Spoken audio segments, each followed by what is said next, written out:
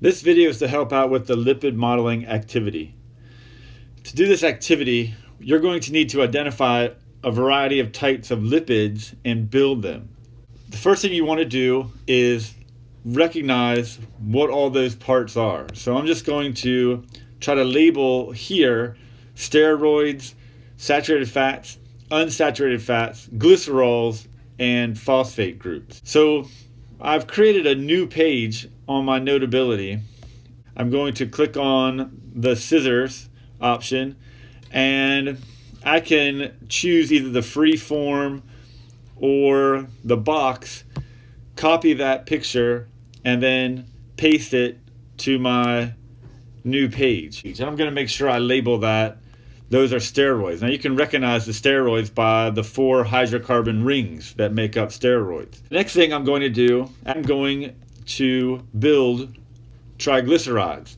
If I'm building a saturated fat, I need to make sure I'm using the saturated fatty acid chains. When I'm building the unsaturated fat, I need to make sure I'm using unsaturated fatty acid chains. I'm going to go back here. I've already pasted a glycerol. I want to make sure that the OHs of the glycerol are going to be close to the OH of the fatty acid chain.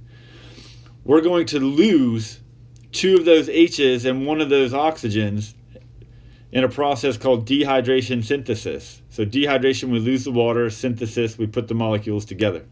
If I'm making this to be a saturated fatty acid, then I want those fatty acid chains connected to that glycerol.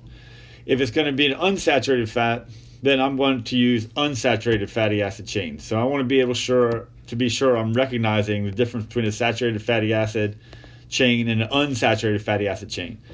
Last, I'm going to build some phospholipids.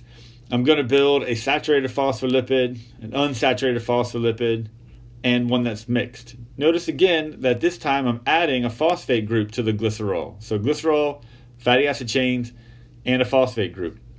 And I want to make sure I'm adding them so that they look like that picture. So down here when I'm building them, I want to make sure I'm building it and labeling it so that it looks like that picture. All right, so I want to make sure I label the glycerol, label the type of fatty acid chain, label the steroids, label the phospholipids, and the type of phospholipids. The key here is to focus on the way those molecules are arranged and the way those molecules appear, because the structure of these molecules is going to be closely related to the function or job of these molecules.